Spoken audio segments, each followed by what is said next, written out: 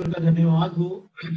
परमेश्वर ने एक और बार हम सबको ये अवसर प्रदान किया है कि इस रीति से हम लोग आज यहाँ पर इकट्ठे हो सके। हम सीधे वचन में जाएंगे। आज के वचन के मनन के लिए हम लोग निकालेंगे नीति वचन, उसका 27वां अध्याय और उसकी 12वीं आयत। Proverbs chapter 27 verse 12।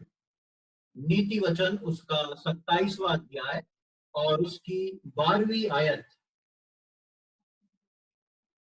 यहाँ पे इस प्रकार लिखा है, बुद्धिमान मनुष्य विपत्ति को आती देखकर छिप जाता है, परंतु भोले लोग आगे बढ़े चले जाते और हानि उठाते हैं।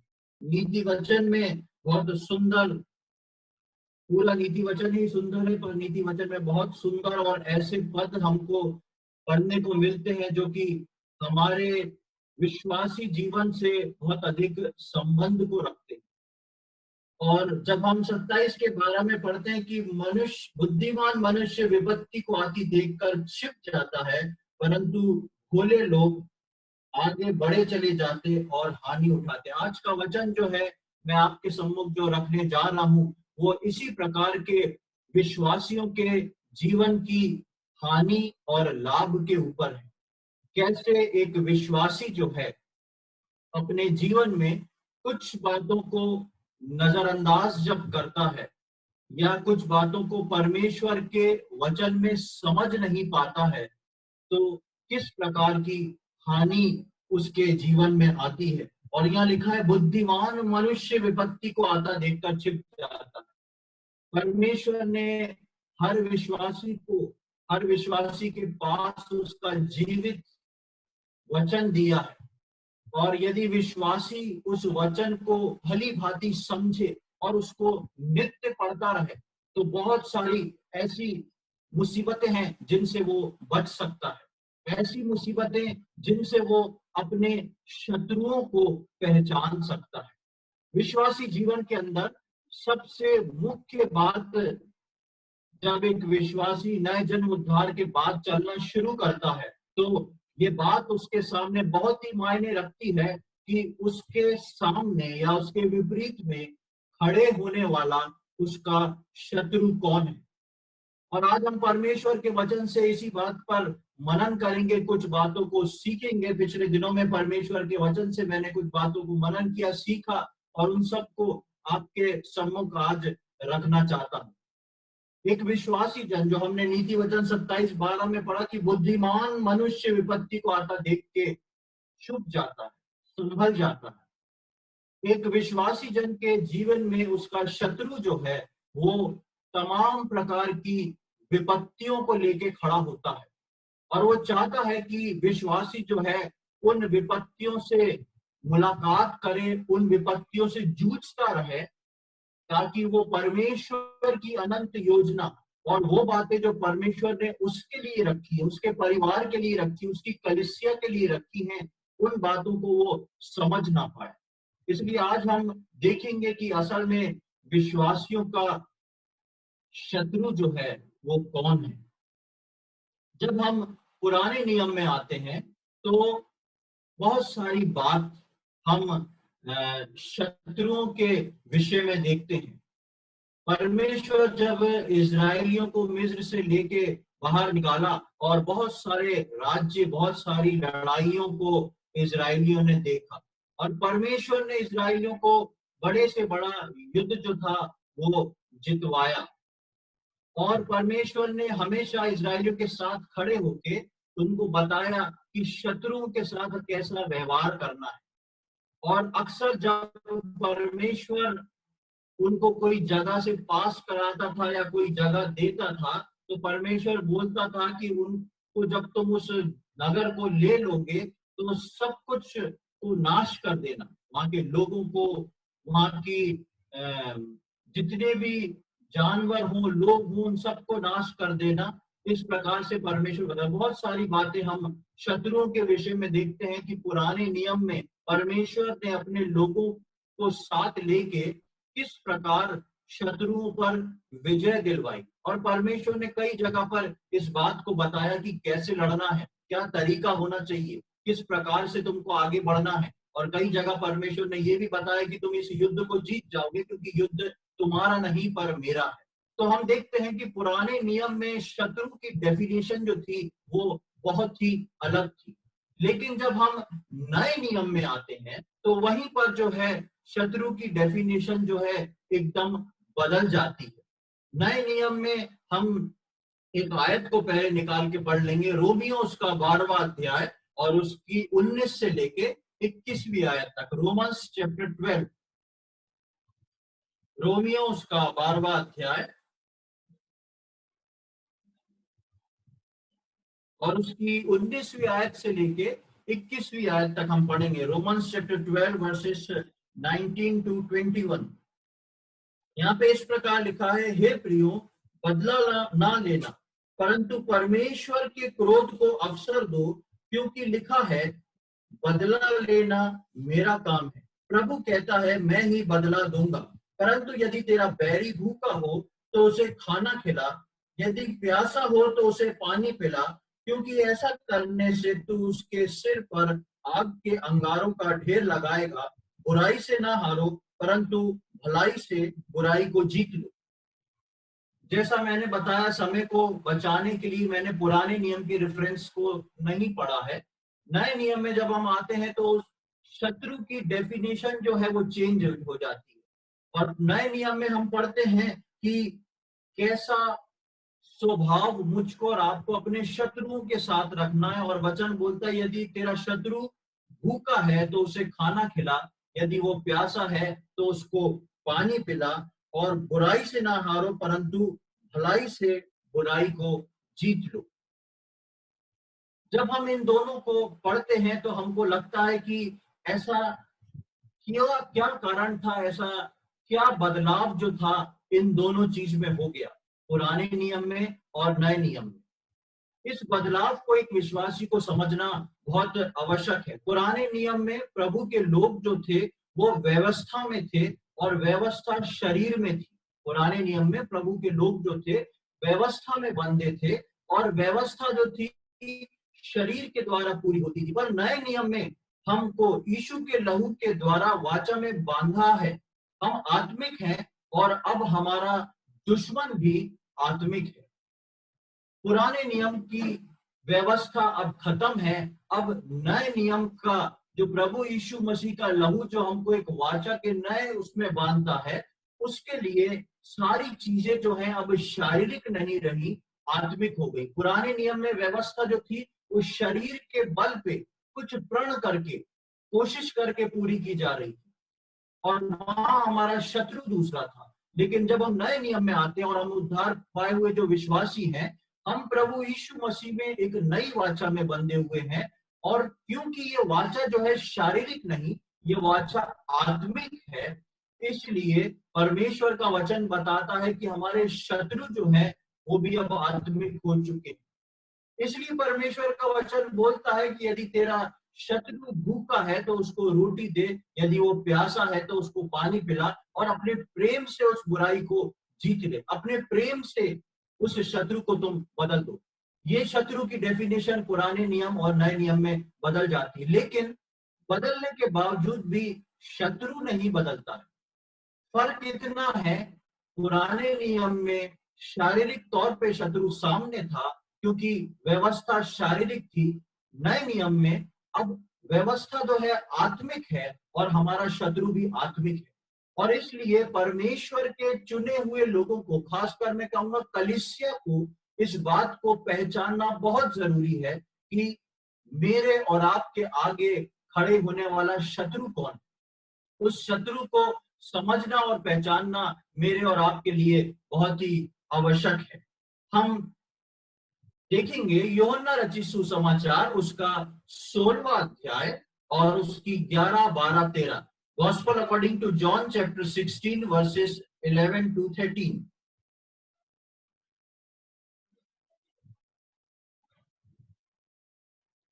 यूहन्ना रचित सुसमाचार उसका 16वां अध्याय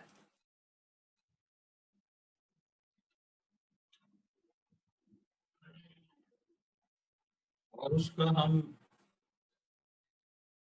11वीं आयत से लेके 13वीं आयत तक पढ़ेंगे। यहाँ पे लिखा है न्याय के विषय में, इसलिए कि संसार का सरदार दोषी ठहराया गया है।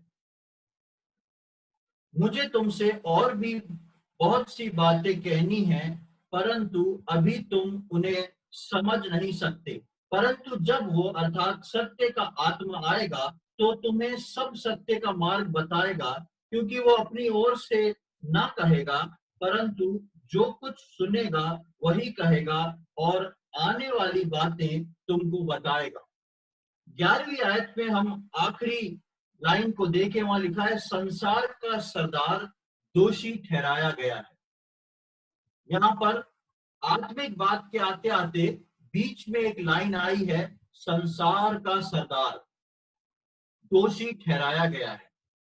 अभी हमने पढ़ा कि यदि तेरा शत्रु भूखा हो तो उसे रोटी खिला, प्यासा हो तो पानी पिला। एक शत्रु के साथ मेल मिलाप करने की बात को, प्रेम को जताने की बात को बताया गया है।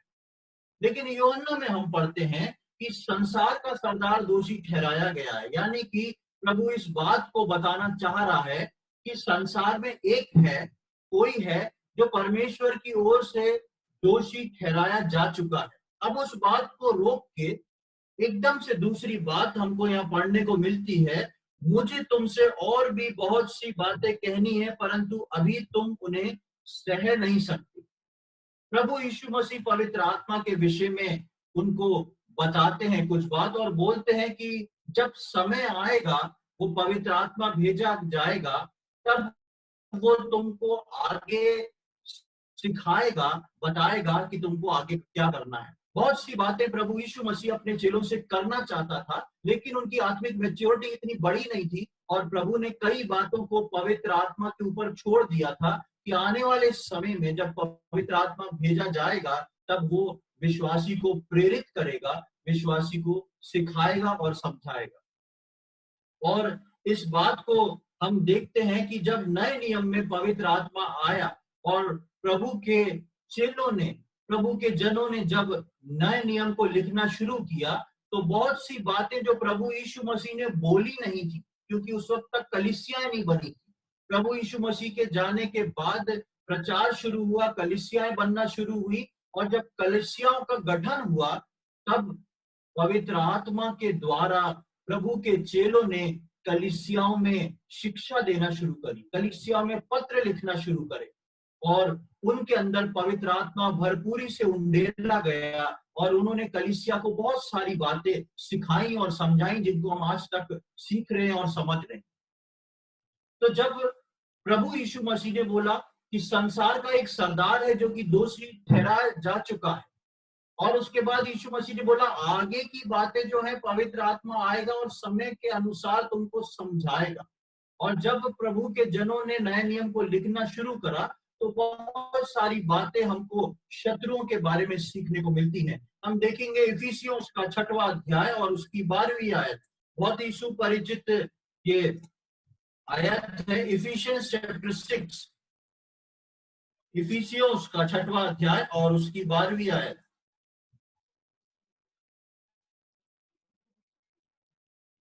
यहाँ पे लिखा है, क्योंकि हमारा ये मल युद्ध लहू और मांस से नहीं, परंतु प्रधानों से और अधिकारियों से और इस संसार के अंधकार के हाकिमों से और उस दुष्टता की आत्मिक सेनाओं से है जो आकाश में है। यहाँ पर एक युद्ध, मल युद्ध की बात कही गई है, और उसको यहाँ पर इफिसियों को पौलुस प्रेरित जो है लिख रहा है कि हमारा जो युद्ध है वो किससे है। हमारा जो युद्ध है वो शरीर में नहीं है, आपसी नहीं है, शारीरिक नहीं है, लेकिन वो युद्ध जो है वो उस शत्रु से है जो विश्वासियों के लिए बहुत गंभीर है, और कई बार उस शत्रु को विश्वासी बहुत ही हल्के से लेके या नजरअंदाज कर देते हैं। और लिखा है कि क्योंकि हमारा ये मल युद्ध लहू और मांस से नहीं, परंतु प्रधानों से और अधिकारियों से और इस संसार के अंधकार के हाकिमों से और उस दुष्ट की आत्मिक सेनाओं से है जो आकाश में है। उसका एड्रेस भी दिया गया है, जो आकाश में है।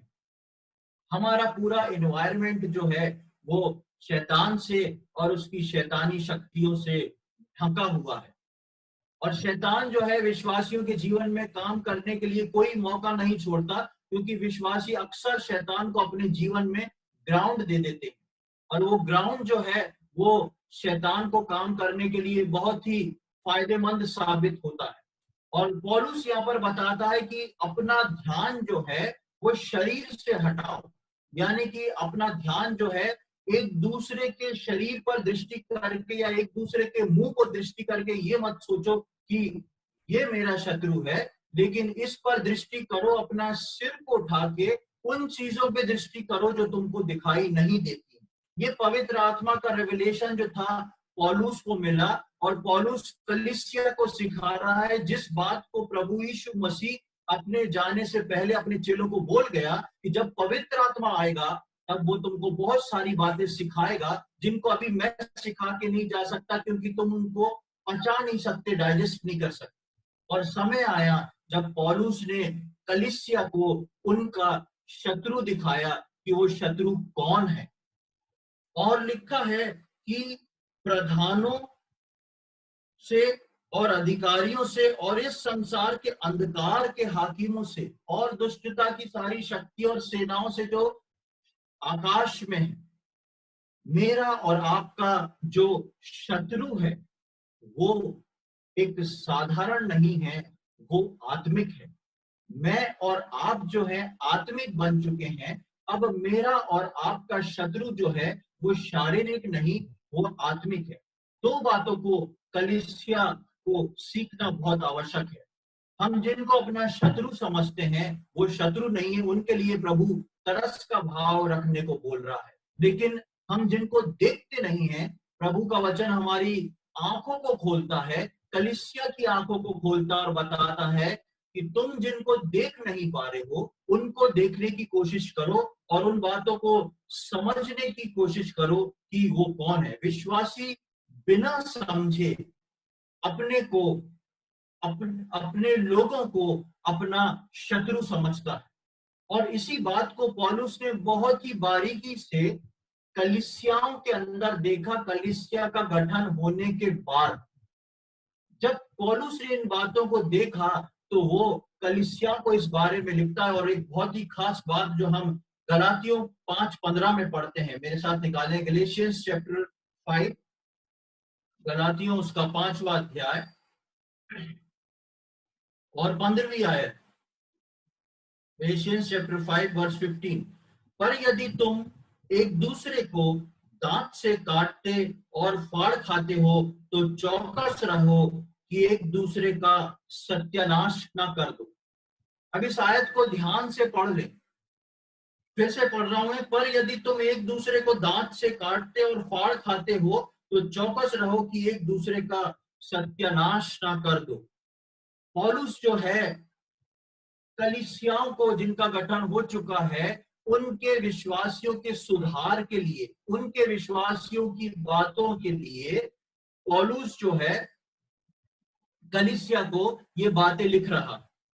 और कलीसिया को बातें लिख के एक बहुत ही कठोर शब्दों में कुछ वाक्यों को पौलुस लिखता है कि यदि तुम एक दूसरे को दांत से काटते और फाड़ खाते हो। इस बात को सोचें, क्या ऐसा माहौल कलीसिया में या विश्वासियों के बीच में था कि यदि तुम कलीसिया के लोगों को अपने विश्वासी भाई बहनों को दांत से काटते और फाड़ खाते हो तो चौकस रहो, सावधान रहो कि तुम कहीं एक दूसरे का सत्यानाश ना कर दो। प्रियो, आज के समय में कलीसिया को, विश्वासी भाई बहनों को इस बात को सीखना बहुत जरूरी है कि मेरा और आपका शत्रु कौन है। क्योंकि शैतान हमको बरगलाता है और विश्वासी जो है एक दूसरे को अपने एटीट्यूड से, एक दूसरे को अपने स्वभाव से हम काटते हैं और फाड़ खाने पे तुले हैं। और इस रीति से पौलुस कहता है मुझे डर है, और कहता है तुम चौकस रहो और सावधान रहो कि एक दूसरे को नष्ट ना करो। प्रभु यीशु मसीह ने अपने लहू की नई वाचा में जिस कलीसिया का संगठन करवाया है, प्रभु चाहता है कि एक विश्वासी दूसरे विश्वासी को बिल्टअप करे, एक विश्वासी दूसरे विश्वासी को बनाए, आत्मिक रीति से तैयार करे, व्यवहारिक रीति से तैयार करे, वचनों से, प्रार्थना से दोनों के जीवन को बिल्टअप करे। लेकिन शैतान इसके विपरीत में उस काम को करता है, और शैतान आपस में विश्वासियों को, आपस में परिवारों को, आपस में रिश्तेदारों को, आपस में मसीही मित्रों को लड़ाता है, और हम लोग एक दूसरे के स्वभाव के कारण काटे जाते हैं और फाड़े जाते हैं। ये जरूरी नहीं कि हम जो है जब बातचीत हो या लड़ाई हो तो बातचीत में जाके वास्तव में किसी को दांत से काट लें। आजकल हम सबकी जो जुबान है वही दांत का काम दे देती है। हम चाहे तो फोन से भी बात करें तो हम एक वाक्य ऐसा बोल सकते हैं जो दूसरे को अपने आप काट दे, उसके घर तक जाने की जरूरत नहीं। तो समय के अनुसार जो है शैतान ने हमारे को अपने आप ही इतना शार्प कर दिया, इतना तेज कर दिया है कि हम अपनी जुबान से किसी को जीवन दे सकते हैं और हम अपनी जुबान से किसी को काट सकते हैं। उदाहरण के लिए, यदि किसी भाई ने मेरे को फोन किया किसी परेशानी के लिए, तो मैं उसको बोल सकता हूँ, भाई आप चिंता ना करें, मैं आपके लिए प्रार्थना करूंगा, प्रभु सब ठीक करेगा। उस भाई को ढाढ़स मिली, उसका विश्वास बिल्टअप हुआ और उसका विश्वास प्रभु में रहा कि हाँ वो भाई भी बोल रहा है, वो मेरे लिए प्रार्थना करेगा और प्रभु उसका जवाब देगा। और यदि उसी भाई के इस जवाब पर मैंने उसको ये जवाब दिया कि ये तो तुम्हारी गलतियों की सजा है, प्रभु तुमसे बदला ले रहा है, देखना और भी बुरा होएगा, एक ही बात को मैंने बोला, दोनों बातों को मेरी जुबान ने स्पीक आउट किया, लेकिन एक बात से मैंने उस भाई को काट डाला, एक भाई से मैंने उसके विश्वास को बिल्टअप कर दिया। और परमेश्वर चाहता है कि कलीसिया के लोग जो रखे गए हैं हमारे, चाहे वो परिवार हो, चाहे कलीसिया का घराना हो, चाहे हमारे मसीही मित्रगण हो, हम छोटी छोटी सी बातों से लेके बड़ी बड़ी सी बातों तक एक दूसरे के विश्वास को बिल्टअप करें, एक दूसरे को समझाएं और प्रभु में आगे बढ़ाएं, क्योंकि प्रभु यीशु मसीह का आगमन बहुत निकट है और प्रभु ने मुझको और आपको जिम्मेदारी दी है कि हम अपनी कलीसिया को तैयार करें। हमारे शत्रु वो नहीं है जो हमारे संग हैं, हमारे चर्च, हमारा घर, हमारे मित्र या हमारे कार्यस्थल के लोग, जिनसे कई बार हमको दुख होता है और चोट पहुंचती है। पर हमारे शत्रु वो हैं जो हमको साधारण तौर पे दिखाई नहीं देते और अपने कार्य को करके चले जाते हैं, और उसका असर जो है वो हम अपनी कलीसिया के विश्वासी भाई बहनों में, या फिर हम अपने घर में, या हम जिस जगह पर काम कर रहे हैं उस पर देखते हैं। इसलिए परमेश्वर चाहता है कि हमको अपने शत्रुओं को पहचानना है। पहला पतरस उसका 5वां अध्याय और 8वीं आयत को हम देखेंगे। फर्स्ट पीटर चैप्टर 5, पहला पतरस उसका 5वां अध्याय और उसकी 8वीं आयत। यहाँ लिखा है, सचेत हो और जागते रहो, क्योंकि तुम्हारा विरोधी शैतान गरजने वाले सिंह के समान इस खोज में रहता है कि किसको फाड़ खाए। शैतान का एक कैरेक्टर बताया गया है यहाँ पर, और लिखा है कि सचेत हो और जागते रहो। एक विश्वासी जो है सचेत नहीं होगा या जागते नहीं रहेगा, या जो नीति वचन में हमने पढ़ा था कि बुद्धिमान विपत्ति को आता देख के छुप जाता है। एक वो बुद्धिमान, यानी कि वो बुद्धिमान जो परमेश्वर में, जो परमेश्वर के वचनों को पढ़ता है, परमेश्वर के वचनों को समझता है और अपने शत्रुओं को पहचानता है, उसके लिए है कि सचेत हो और जागते रहो, यानी कि बुद्धिमती होना, यानी कि सचेत रहना और जागते रहना। और किसके लिए? कि तुम्हारा विरोधी शैतान गरजने वाले सिंह के समान इस खोज में रहता है कि किसको फाड़ खाए। हम सचेत और जागते रहें किसके लिए? अपने शत्रु के लिए। उसकी पहचान में कि उसको पहचानते हुए हम इस बात से सचेत और जागते ना रहें कि दूसरा विश्वासी क्या कर रहा है, या दूसरा विश्वासी मेरे बारे में क्या सोच रहा है, या दूसरे विश्वासी ने मेरे लिए क्या बोला। लेकिन हम इस बात से सचेत और जागते रहें कि हमारा विरोधी शैतान, यहाँ पर मैंने बताया कि हमारे शत्रु के लिए लिखा है, शारीरिक शत्रुओं के लिए लिखा है कि हम उस पर प्रेम करें, लेकिन ये आत्मिक शत्रु के बारे में लिखा है कि हम उससे सचेत और सावधान रहें और उसकी एक कैरेक्टर, उसके एक नेचर को बताए कि गरजने वाले सिंह के समान इस खोज में रहता है कि कब किसको फाड़ खाए। अभी हमने पौलुस का बात को पढ़ा कि ऐसा ना हो कि तुम एक दूसरे को दांत से काटते और फाड़ खाओ, कि तुम एक दूसरे का सत्यानाश ना कर दो। देखिए वहां पर फाड़ खाना और यहाँ पर फाड़ खाना दोनों एक बात है। वहां पर शेर के नेचर को बताया जा रहा है, गरजते हुए सिंह के समान की फाड़ ना खाए, उस नेचर को बता रहा है कि वो फाड़ खाएगा। और एक और आयत को हम पढ़ लें, दूसरा कुरिन्थी उसका 11वां अध्याय, दूसरा कुरिन्थी अध्याय 11 और उसकी 14वीं आयत, 2 Corinthians chapter 11 verse 14। ये कुछ अचंभे की बात नहीं, क्योंकि शैतान आप भी ज्योतिर्मय स्वर्गदूत का रूप धारण करता है। ये दूसरे कैरेक्टर, शैतान का दूसरा कैरेक्टर बताया, यानी कि शैतान जो है वो समय पे ज्योतिर्मय स्वर्गदूत बन के आपके सामने आपका हमदर्द बन के भी खड़ा हो सकता है, और समय आने पर वो एक सिंह के समान जो है आपको फाड़ भी खा सकता है। शैतान हमारे बीच में ज्योतिर्मय स्वर्गदूत बन के हमारे अपनों को शत्रु दिखा के दूर करता है। फिर से सुने, शैतान जो है हमारे बीच में ज्योतिर्मय स्वर्गदूत का रूप लेके आता है और कलीसिया के लोगों को, हमारे फैमिली के लोगों को, अपने लोगों को जो है हमारा शत्रु बना के दिखाता है और हमको उनसे दूर करता है, गैप को लाता है, सेपरेशन को लाता है। और जब हम सेपरेट हो जाते हैं तब शैतान जो ज्योतिर्मय स्वर्गदूत बन के आया था, अपने रूप को बदल के अपने असली रूप में आके हमको फाड़ खाता है। और इसलिए पौलुस बोलता है कि तुम सचेत रहो, सावधान रहो कि ऐसा रूप बन बन के तुम एक दूसरे को फाड़ ना खाओ, दांत से ना काट लो और एक दूसरे का सत्यानाश कर दो। क्योंकि प्रभु ने कलीसिया को दुल्हन बनाने के लिए शामिल किया है, एक एक विश्वासी को। और यदि हम एक दूसरे को अपना विरोधी समझ के कार्य करेंगे तो ना कभी हमारी उन्नति होगी, ना उस कलीसिया के दूसरे विश्वासियों की उन्नति होगी।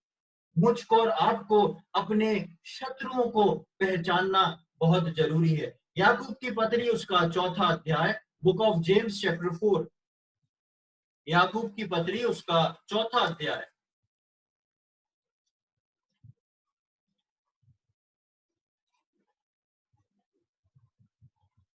और उसकी 7वीं आयत, जेम्स चैप्टर 4 वर्स 7। इसलिए परमेश्वर के अधीन हो जाओ और शैतान का सामना करो, तो वो तुम्हारे पास से भाग निकलेगा। यहाँ पर दो मुख्य बातों को हमको देखने को मिलती है। पहली, परमेश्वर के अधीन हो जाओ, उसके बाद शैतान का सामना करो, तब वो तुम्हारे पास से भाग निकलेगा। हम अपने शत्रु को पहचान गए, क्योंकि हमारा शत्रु जो है वो भी एक आत्मिक संसार से बिलोंग करता है। और उस आत्मिक संसार के शत्रु से जब मुझको और आपको लड़ना है, उसका सामना करना है, तो उसका सामना करने के लिए परमेश्वर ने अपने वचन में एक बात को लिखा है कि इसलिए परमेश्वर के अधीन हो जाओ। बिना परमेश्वर के अधीन हुए मैं और आप कभी भी उस शत्रु शैतान का सामना नहीं कर सकते। और परमेश्वर चाहता है कि हम परमेश्वर में बलवंत हों, प्रभु में मजबूत अपनी जड़ों को करें और उसके बाद शैतान का सामना करें, तभी वो भागेगा। अगर बिना परमेश्वर में मजबूत हुए हम सामना करने पहुंचे तो शैतान वहीं खड़ा रहेगा, लेकिन विश्वासी को उस स्थान से भागना पड़ेगा। तो सबसे पहले हम अपने शत्रु को पहचानें, शत्रु को पहचानने के बाद उसके कैरेक्टर को समझें कि हमारे परिवारों में जो प्रॉब्लम हो रही है, हमारी कलीसिया में जो प्रॉब्लम हो रही है, जो मनमुटाव, जो गुस्सा, जो क्रोध हम आपस में जब आ रहा है, वो वास्तव में वो शत्रु शैतान का काम है जो आत्मिक सेनाओं से। इसलिए प्रभु का वचन बोलता है कि हम जो हैं, हमारा युद्ध जो है वो शारीरिक नहीं, आत्मिक लोगों से है। और आत्मिक भी नॉर्मल साधारण लोग नहीं, आत्मिक प्रधानों से है, जो कि जिनका स्टेटस जो है वो आकाश के ऊपर है, आकाश की शक्तियां हैं। आप सोचें कि मुझको और आपको परमेश्वर ने किसके सामने खड़ा करने के लिए बोला है। इफिसियों 4 का 27वीं आयत भी हम पढ़ेंगे। Efficiency chapter 4 verse 27। इफिसियों 4 और उसकी 27वीं आयत, वहां पर लिखा है, और ना शैतान को अवसर दो, शैतान को अवसर ना दें। हम विश्वासी जन जो हैं, अक्सर अपने जीवन में जब परमेश्वर में मजबूत नहीं होते हैं, तो हम अपने जीवन में अक्सर शैतान को अवसर प्रदान कर देते हैं। और वो अवसर जो है, हम विश्वासियों के बीच में, वो विश्वासी चाहे वो पारिवारिक रीति से हो, चाहे कलीसियाई रीति से हो, उन विश्वासियों के बीच में एक कड़वाहट का काम करता है। और वही कड़वाहट जो है बाद में काटने और फाड़ खाने पर होती है, और नुकसान इससे किसका होता है? प्रभु की कलीसिया का होता है। और नए नियम की कलीसिया में जब परमेश्वर ने मुझको और आपको कलीसिया में जोड़ा है, तो सिर्फ संगति करने के लिए या प्रभु में बढ़ने के लिए नहीं जोड़ा, लेकिन कलीसिया की जिम्मेदारी भी उठाने के लिए भेजा है। और मैं और आप इस बात के जिम्मेदार हैं कि हम कलीसिया को ऊपर उठाएं, हम कलीसिया को बिल्डअप करें, हम कलीसिया को, प्रभु को एक ऐसी बिना दाग और झुर्रीदार दुल्हन बनाने में सहायता करें कि हम जो है उसको तैयार करने पाए। हम अपनी जिम्मेदारियों को समझें, शैतान को अवसर प्रदान ना करें। और इसी के 31 और 32वीं आयत में हम पढ़ते हैं, चौथे अध्याय का हमने 27 पढ़ा, इसका 31 और 32 यहाँ पर इस प्रकार लिखा है, सब प्रकार की कड़वाहट और प्रकोप और क्रोध और कला और निंदा सब भेदभाव समेत तुमसे दूर की जाए। एक दूसरे पर कृपालु और करुणामय हो, और जैसे परमेश्वर ने मसीह में तुम्हारे अपराध क्षमा किए, वैसे ही तुम भी एक दूसरे के अपराध क्षमा करो। 31वीं आयत में जिन जिन शब्दों का प्रयोग किया गया है, मैं एक बार फिर उनको पढ़ रहा हूं। सब प्रकार की कड़वाहट, प्रकोप, क्रोध, कलह और निंदा और सब बैरभाव समेत, ये सारी चीजें जो हैं मेरे और आपके परिवार में भी हो सकती हैं। ये सारी चीजें जो हैं जहां मैं और आप काम कर रहे हैं वहां पर भी हो सकती हैं। और ये सारी चीजें मेरे और आपके बीच में हमारी कलीसिया में भी हो सकती हैं। लेकिन अभी हमने जहां पर याकूब में पढ़ा कि शैतान का सामना करने से पहले परमेश्वर में अपने आप को बलवंत करना है, और परमेश्वर में बलवंत करने के लिए मुझको और आपको जरूरी है कि जिस शत्रु के विषय में परमेश्वर बोलता है, उस शारीरिकता के शत्रु को हम अपने जीवन से निकालें। और शैतान को जब ये सारे गुण जब हमारे अंदर पाए जाते हैं, तभी हम शैतान को अवसर प्रदान करते हैं कि वो आए और हमारे द्वारा एक दूसरे को काट ले या फाड़ खाए। इसलिए लिखा है कि सब प्रकार का प्रकोप, क्रोध, कलह और निंदा और बैर भाव तुमसे दूर हो जाए। ये सब मेरे और आपसे जो है दूर होना बहुत ही आवश्यक है। जब हम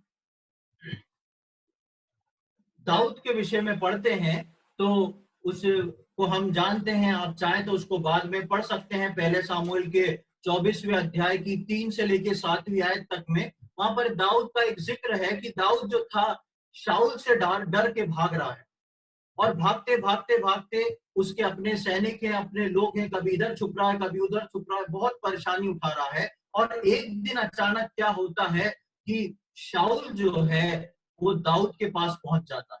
शाऊल जो है एक गुफा के मुंह पर आकर बैठ जाता है, और दाऊद जो था उसी गुफा में अपने साथियों के साथ रुका रहता है।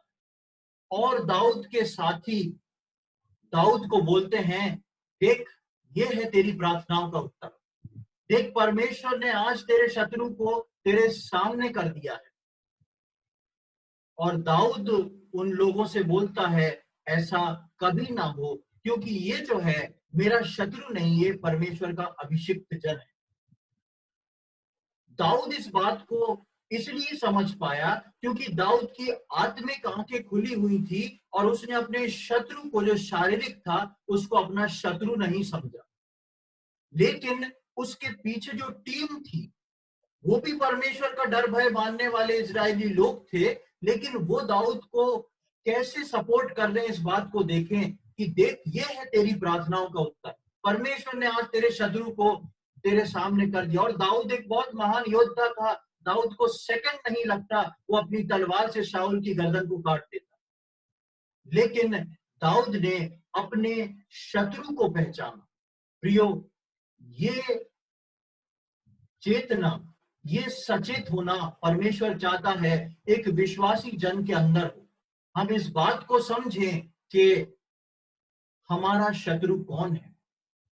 जब परिवार में आपस में आप सब किसी न किसी बात से भिड़ जाएं या लड़ाई होए, तो इस बात को ध्यान में रखें कि आपकी पत्नी, आपका पति, आपका बच्चा जो है, आपके माता पिता जो हैं, जो बात तेजी से कर रहे हैं, वो आपके शत्रु नहीं है। आपको मौका है कि आप जवाब दे सकते हैं, आपको मौका है आप बुरा बोल सकते हैं, क्योंकि घर के द्वार बंद है, कोई सुनने वाला नहीं है। लेकिन उस बीच में आप इस बात को समझे और जाने, जो ये हो रहा है, जो ये बोल रहा है, वो मेरा शत्रु नहीं है।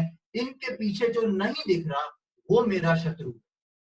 प्रियो, यदि एक विश्वासी इन बातों को समझ जाए, मैं यकीन के साथ बोल रहा हूं, आपके घर में शांति होगी, आपके परिवारों में, आपकी कलीसिया में, आप जिस जगह काम कर रहे हैं उस जगह शांति होगी। लेकिन उस शांति को लाने के लिए मुझको और आपको दाऊद के समान सचेत रहना और वो सोच जरूरी है कि एकदम मारने के टाइम पे दाऊद जो है, दूसरे लोग उसको सपोर्ट कर रहे हैं, लेकिन वो पहचान रहा है मेरा शत्रु ये नहीं जो मेरे सामने है, मेरा शत्रु इसके पीछे है। मुझको और आपको इस बात को समझना बहुत ही जरूरी है। हम इफिसियों 6:12 में पढ़ते हैं, फिर से मैं उस वर्ष को एक बार पढ़ना चाहूंगा, इफिसियों 6:12, क्योंकि हमारा ये मल युद्ध लहू और मांस से नहीं, परंतु प्रधानों से और अधिकारियों से और इस संसार के अंधकार के हाकिमों से और उस दुष्टता की आत्मिक सेनाओं से है जो आकाश में है। प्रियो, हम अंत के दिनों में चल रहे हैं और जैसे जैसे हम अंत के दिनों के करीब आ रहे हैं, जैसे जैसे परमेश्वर का वचन तेजी से प्रचार और प्रसार किया जा रहा है, कई लोग प्रभु यीशु मसीह को उद्धारकर्ता के रूप में ग्रहण करते चले आ रहे हैं, ऐसे कई काम हो रहे हैं। वहीं दूसरी ओर शैतान का काम भी बहुत तेजी से चल रहा है और वो इन आखिरी समयों में गरजते हुए सिंह के समान विश्वासियों के पीछे लगा हुआ है कि वो अपना रूप देके एक विश्वासी के द्वारा दूसरे विश्वासी को फाड़ खाए, एक विश्वासी के द्वारा दूसरे विश्वासी के जीवन को वो बर्बाद कर दे, ताकि प्रभु के आगमन पर वो अपने जो बेनिफिट्स हैं, वो अपने जो रिवॉर्ड्स हैं, उनको खो दे। लेकिन परमेश्वर का वचन जो है, प्रभु बोलता है कि अंत के दिनों में मैं अपने आत्मा को उंडेलूंगा। ये समय है कि हम उसके पवित्र आत्मा से प्रेरित होके, प्रभु के प्रेरितों ने जो वचन दिया है, जिनको कलीसिया का शत्रु बताया है, हम उन शत्रुओं को पहचान।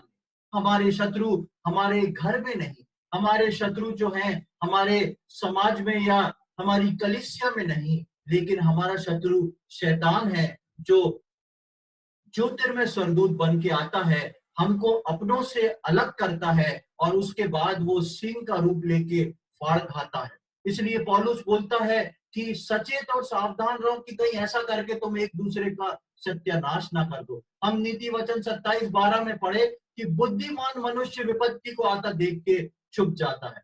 प्रियो, परमेश्वर का भय मानना ही बुद्धिमानी है। परमेश्वर का भय मानना ही बुद्धिमानी का आरंभ है। यदि परमेश्वर ने अपने वचन में लिखा है और हमको दिया है, तो मैं और आप बुद्धिमानी से चले। मैं और आप जो हैं मूर्ख और भोले होके उस विपत्ति के सामने जाके ना खड़े हुए जो हमारा शत्रु लेके आ रहा है, लेकिन हम बुद्धिमानों की नाई अपने शत्रु को पहचान और अपने शत्रु को पहचानते हुए, आत्मिकता का स्वभाव रखते हुए, आत्मिकता से परमेश्वर में परिपूर्ण होके अपने शत्रुओं का सामना करें, तब वो भागेगा। हमारे शारीरिक और लहू वाले शत्रु नहीं है, लेकिन हम उन बातों पर ध्यान दें, क्योंकि हम प्रभु यीशु मसीह के लहू के द्वारा एक नई आत्मा की वाचा में बांधे गए हैं, और हमारे जो शत्रु हैं वो आत्मिक है। परमेश्वर हमारी सहायता करे कि आने वाले समय में विशेषकर कलीसिया इस बात को समझे, कलीसिया इस बात की जिम्मेदारी ले और आपस में एक दूसरे के रिलेशन को बिल्टअप करे, आपस में एक दूसरे को प्रेम के साथ प्रभु में बिल्टअप करे, तैयार करे, ना कि हम एक दूसरे को दांत से काट के फाड़ खाएं और परमेश्वर की कलीसिया का नुकसान करें। प्रभु इन वचनों को समझने में हम सबकी सहायता करे। प्रभु के नाम की महिमा हो।